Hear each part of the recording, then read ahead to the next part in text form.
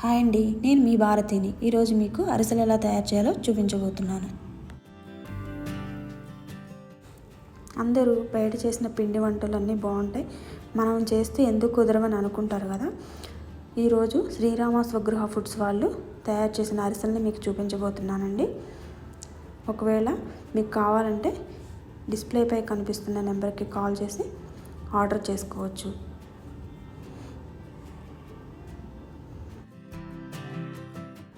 ఇక్కడ 3 కేజీల రైస్ని తీసుకున్నారండి.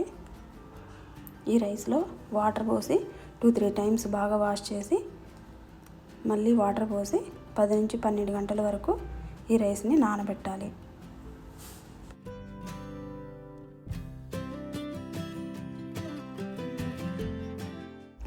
ఇలా నానిన రైస్ని ఆరబెట్టి ఇలా మెత్తని పౌడర్ లాగా చేయాలి. అలాగే ఇక్కడ 2 కేజీల బెల్లాన్ని తీసుకున్నాను. ఈ బెల్లాన్ని చిన్న చిన్న ముక్కలుగా కట్ చేసి పక్కన పెట్టాలి.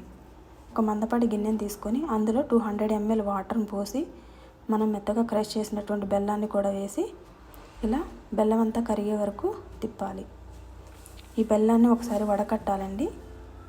అందుకోసం మంటని లో ఫ్లేమ్లోనే పెట్టి బెల్లాన్ని కరగబెట్టాలి. బెల్లం కరిగిన తర్వాత ఇలా వడకట్టాలండి. ఏమైనా డస్ట్ ఉంటే కనుక వస్తుంది.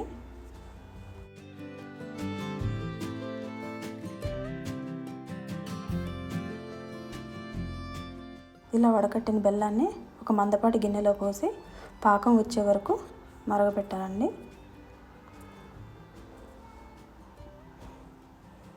ఇలా పాకం అనేది మరీ ముదురు పాకం కాదు, మరీ లేత పాకం కాకుండా మీడియంగా ఉండేలాగా మన చేత్తో పట్టుకొని వదిలేస్తే చేతికి అంటకుండా ఉంటే పాకం వచ్చినట్లు అండి. చూసారు కదా, ఇలా ఉండాలి.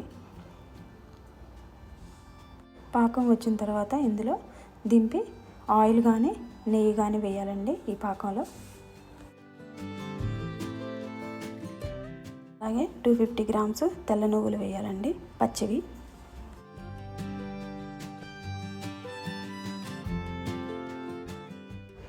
ఇక్కడ పిండిని పోసేటప్పుడు ఇలా క్రష్ చేస్తూ పోయాలండి. ఇలా పోయడం వల్ల పిండి ఉండలుండలుగా కాకుండా ఉంటుంది.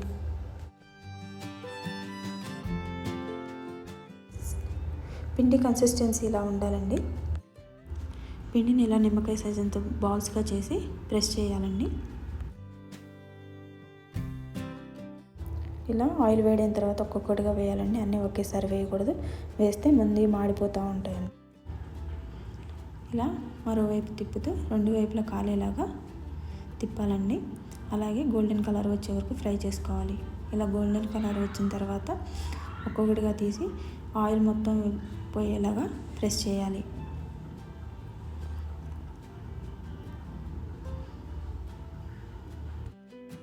అరిసెలన్నీ వేడంతా చల్లారిపోయే వరకు ఆరబెట్టిన తర్వాతనే స్టోరేజ్ బాక్స్లో పెట్టి స్టోర్ చేసుకోవచ్చండి.